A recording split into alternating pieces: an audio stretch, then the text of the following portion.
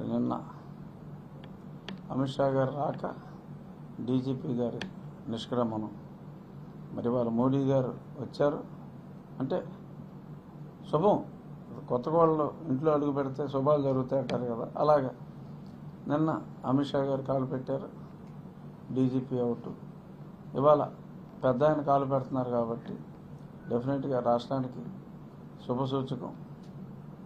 తప్పకుండా మరి ఇవాళ రాత్రి కాకపోతే రేపు ఉదయానికన్నా మనకు చల్లటి వార్త, ఈ మండు టెండల్లో ఒక చల్లటి వార్త, సిఎస్ గారు అవుట్ అని చెప్పి వస్తుందేమో చూడాలి.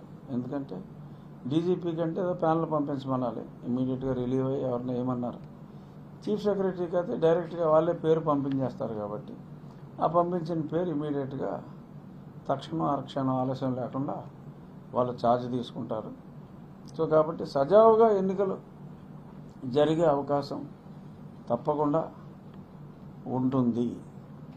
భారతీయ జనతా పార్టీ పొత్తులోకి ఇటువంటి అన్యాయాలు జరగకుండా ఉండటం కోసమే నేను 2 ఏళ్లుగా ఎలక్షన్స్లో అందరూ కలవాలి, భారతీయ జనతా పార్టీ కూడా కూటమిలో భాగస్వామ్యం కావాలి అని 2 ఏళ్లుగా నేను ఘోషించి మరి ఇన్నాళ్ళకి మరి ముందు ముగ్గురు కలవటం జరిగింది.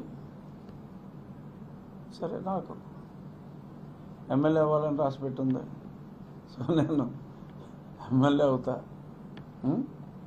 నా మిత్రుడు శ్రీనివాస్ వర్మకి ఎంపీ అయ్యే యోగం ఉంది, శ్రీనివాస్ వర్మ ఖచ్చితంగా ఎంపీ అవుతాడు.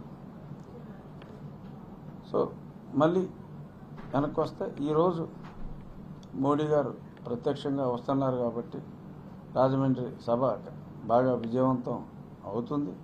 సో మా పార్లమెంటుకి అవతల పార్లమెంట్ కాబట్టి నేను ఆ సమావేశాలకి వెళ్ళటం లేదు.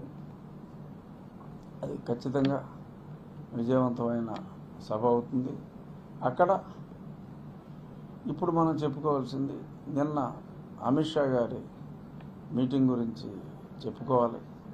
ధర్మవరంలో అమిత్ షా గారు చాలా స్పష్టంగా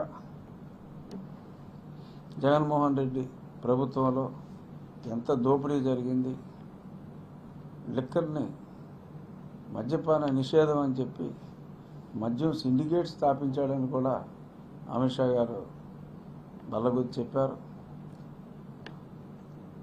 అమరావతిని అటకెక్కించారు, పోలవరం పడకేసింది. సో కాబట్టి 2 సంవత్సరాల్లో పోలవరాన్ని కంప్లీట్ చేస్తాం, అలాగే అమరావతి పునర్నిర్మాణానికి కంకణబద్దులై ఉన్నాం.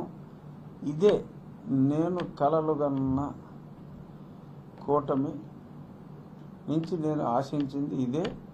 ఈ ఆశయం కోసమే కూటమి ఉండాలి అన్నది.